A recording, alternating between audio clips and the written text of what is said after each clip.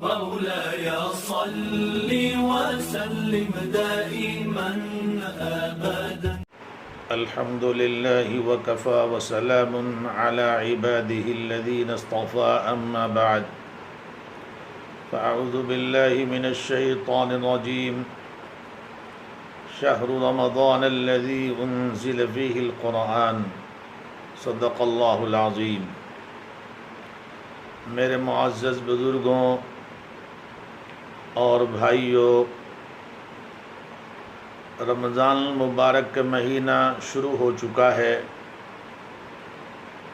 اللہ تبارک و تعالی کی طرف سے رحمتوں کی بارش، اس کے فضل اور عنایات کی بارش ہم سب پر شروع ہو چکی ہے. میرے دوستو، یہ مبارک مہینہ وہ ہے جس میں اللہ تبارک و تعالی نے قرآن جیسی مقدس کتاب نازل فرمائی. یہ مقدس کتاب ہم سب کے لیے دستور حیات ہے. اللہ تبارک و تعالی کی طرف سے اس کا دستور ہے اور اسی دستور کے مطابق ہمیں اپنی زندگی کو گزارنا ہے. اسی لیے قرآن کریم میں اللہ تبارک و تعالی نے فرمایا وَاعْتَصِمُوا بِحَبْلِ اللَّهِ جَمِيعًا، کہ اللہ کی رسی کو مضبوطی سے پکڑو، اللہ کی رسی کو مضبوطی سے تھامو. یعنی یہ قرآن دنیا میں اللہ کی رسی ہے. جو شخص بھی اس قرآن کو تھامے گا، جو شخص بھی اس رسی کو مضبوطی سے پکڑے گا، تو اللہ تبارک و تعالی اس کو جنت میں لے جائیں گے. گویا اس کو مضبوطی سے پکڑنے کا مطلب یہ ہے کہ اللہ تبارک و تعالی نے جو اس میں احکام نازل فرمائے ہیں ہمارے لیے، ہم ان پر عمل پیرا ہوں، ہم قرآن کے مطابق اپنی زندگی کو گزاریں. جب ہم قرآن کے مطابق اپنی زندگی کو گزاریں گے تو اللہ تبارک و تعالی ہمیں پھر اس قرآن کے ذریعے سے جنت میں پہنچا دیں گے. ہماری منشا، ہماری تمنا یہ ہے کہ اللہ تبارک و تعالی ہمیں کامیاب کرے. تو کامیاب ہم تبھی ہوں گے جب ہم قرآن مقدس کو اپنی زندگی میں داخل کریں گے، اپنے اعمال کو قرآن کی نورانی تعلیمات سے سجائیں گے. تو میرے دوستو، یہ جشن قرآن کا مہینہ ہے. ہم قرآن کریم کو زیادہ سے زیادہ پڑھیں، اس کی زیادہ سے زیادہ تلاوت کریں اور اس کو سمجھنے کی بھی کوشش کریں کہ اللہ تبارک و تعالی قرآن میں ہمیں کہنا کیا چاہتا ہے، اللہ تبارک و تعالی کا کیا حکم ہے، اللہ رب العزت کا کیا پیغام ہے، اللہ نے قرآن میں ہمیں کیا پیغام دیا ہے. تو ہم کوشش کریں کہ قرآن کو پڑھیں بھی اور اس کے ساتھ ساتھ اس کو سمجھنے کی بھی کوشش کریں. ہمارے اکابرین نے، ہمارے علماء نے، اللہ کا فضل ہے کہ ہر زبان میں قرآن کے ترجمے آپ کو مل جائیں گے. تو آپ قرآن کے ترجمے، جس زبان کو آپ جانتے ہیں، آپ اسی زبان میں قرآن کا ترجمہ لیجئے اور قرآن کو پڑھیے اور قرآن کو سمجھنے کی کوشش کیجئے. تو میرے دوستو، یہ ماہ مبارک جو بہت تیزی کے ساتھ دیکھتے ہی دیکھتے ہمارے درمیان سے گزر جائے گا. خوش نصیب ہیں وہ لوگ جو اس رمضان کو اپنی کامیابی کا رمضان بنا لیں. کامیاب ہیں وہ لوگ جو اپنے اللہ کو راضی کر لیں، جن سے اللہ راضی ہو جائے. تو اس لیے ہمیں ماہ مبارک کو بہت ہی سوچ سمجھ کر کے، اور جیسا کہ میں اس سے پہلے بھی بتا چکا ہوں کہ ہمیں اپنی آنکھوں کی، اپنی زبان کی، اپنے کانوں کی، اپنے ہاتھ پیروں کی بھی حفاظت کرنی ہے. روزہ صرف کھانے پینے کا نام نہیں ہے کہ ہم نے صبح صادق سے لے کر کے اور شام تک کھانا پینا اور اس طرح یہ جو ہے نفسانی خواہشات کو ہم نے پورا کرنے سے روک کے رکھا. میرے دوستو، یہ ٹھیک ہے، مگر ہمیں اپنی آنکھوں کا بھی روزہ رکھنا ہے، ہم اپنی زبان کا بھی روزہ رکھنا ہے، ہم اپنے کانوں کا بھی روزہ رکھنا ہے کہ ہماری آنکھیں کوئی غلط منظر نہ دیکھیں، ہماری زبان کوئی غلط بات نہ بولے، اسی طرح ہمارے کان کوئی غلط بات نہ سنیں، ہمارے ہاتھ پیر کسی غلط کی طرف نہ چلیں. جب ہم اس طرح سے روزہ رکھیں گے تو اللہ تبارک و تعالیٰ پھر ہمیں تقوی کی دولت سے مالا مال فرمائیں گے. اللہ نے وعدہ فرمایا ہے کہ جو آدمی صحیح کر کے روزہ رکھے گا تو اللہ فرماتے ہیں لعلکم تتقون، ہم نے یعنی روزے کا مقصد بیان فرمایا کہ ہم اس کو تقوی کی دولت سے مالا مال کرنا چاہتے ہیں۔ اور تقوی ہے کیا؟ ایک مرتبہ امیر المؤمنین حضرت عمر رضی اللہ عنہ نے حضرت ابی بن کعب رضی اللہ عنہ سے پوچھا کہ تقوی کیا ہے؟ حضرت ابی بن کعب رضی اللہ عنہ نے فرمایا، امیر المؤمنین، کیا کبھی آپ کا راستہ کبھی آپ کا گزر کسی ایسے راستے پہ ہوا ہے جو تنگ ہو اور جس کے دونوں طرف جھاڑیاں ہوں، کانٹے دار بڑی خطرناک جھاڑیاں ہوں؟ آپ نے فرمایا، آپ رضی اللہ عنہ نے فرمایا ہاں ہوا ہے۔ تو ابی بن کعب رضی اللہ عنہ نے پوچھا تو پھر آپ وہاں کیسے گزرے؟ تو آپ رضی اللہ عنہ نے فرمایا کہ میں وہاں اپنے دامن کو سمیٹ کے گزرا، اپنے کپڑوں کو سمیٹ کے گزرا، کیونکہ دائیں بھی کانٹے تھے بائیں بھی کانٹے، تو ایک پتلا سا چھوٹا سا راستہ تھا، تو اس کو بہت دیکھ کر کے میں گزرا۔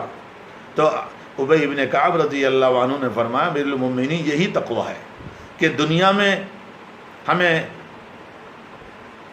سوچ کر کے چلنا ہے، ہمیں دیکھ کر کے چلنا ہے، اپنے دامن کو گناہوں سے بچا کے چلنا ہے۔ یہاں جب ہم دنیا میں چلتے ہیں تو کہیں آنکھوں کا منظر ہے، آنکھوں غلط جگہ آنکھیں کا منظر ہے، کہیں زبان سے غلط بولنے کا منظر ہے، کہیں ہاتھ پیر کو غلط چلانے کا منظر، کہیں یعنی کفر کا، کہیں نفاق کا، یہ سب وہ کانٹے ہیں برائیوں کے کہ جو ہمیں قدم قدم پر گناہوں کی طرف متوجہ کرتے ہیں۔ تو ہمیں ان تمام گناہوں کے کاموں سے اپنے آپ کو بچانا ہے۔ یہ روزہ آج ہم اکیلے گھر میں ہیں، کوئی دیکھنے والا نہیں ہے، مگر اس کے باوجود بھی نہ ہم پانی پینے کو تیار ہیں، نہ ہم کچھ کھانے کو تیار ہیں۔ کیوں کہ ہمارے دل و دماغ میں یہ بات بیٹھی ہوئی ہے، اگر میں نے کچھ کھا لیا چھپ کر کے بھی تو اللہ دیکھ رہا ہے، اللہ دیکھ رہا ہے۔ یہی ہے وہ اللہ دیکھ رہا ہے کہ اگر کاش یہ ساری زندگی ہماری ایسی ہی بن جائے کہ جب ہمارے قدم گناہ کی طرف بڑھیں، جب ہماری آنکھیں گناہ کی طرف بڑھیں، یا جب ہمارے کان گناہ کی طرف بڑھیں، تو ہمیں یہ خیال پیدا ہو جائے، یہ تصور ہمیں گناہوں سے روک دے کہ میرا اللہ مجھے دیکھ رہا ہے۔ تو میرے دوستو، روزے سے اللہ تبارک و تعالیٰ اس تصور کو ہمارے اندر قائم کرنا چاہتے ہیں۔ تو ہمیں چاہیے کہ ہم روزے کا جو تقاضا ہے، ہم اس تقاضے کے مطابق روزہ رکھیں۔ تو میرے دوستو، یہ رمضان المبارک کا مہینہ جس کا اول حصہ رحمت ہے، اس کا ایک عشرہ رحمت ہے اور دوسرا عشرہ مغفرت ہے اور تیسرا عشرہ جہنم سے خلاصی والا عشرہ ہے۔ رحمت والا عشرہ چل رہا ہے، 5 روزے ہو گئے ہیں، 4، اور پھر یہ مغفرت والا عشرہ شروع ہو جائے گا، یعنی گویا اللہ کی رحمت جو موسلادھار بارش کی طرح برس رہی ہے، ہمیں اپنے آپ کو اللہ کی رحمت کا مستحق بنانا ہے کہ اللہ کی رحمت کے مستحق ہو کر کے ہمارے تمام گناہ معاف ہو جائیں اسی عشرے میں۔ اس کے بعد جب دوسرا عشرہ شروع ہو تو اللہ تبارک و تعالیٰ کی طرف سے ہماری مغفرت ہو جائے، اور جب تیسرا عشرہ شروع ہو تو اللہ تبارک و تعالیٰ ہمیں جہنم سے خلاصی والا پروانہ عطا فرما دے کہ یہ پروانہ ہے تمہارے لیے جہنم سے خلاصی کا، اب تم جہنم سے ہمیشہ ہمیشہ کے لیے تم کو دور کر دیا گیا ہے۔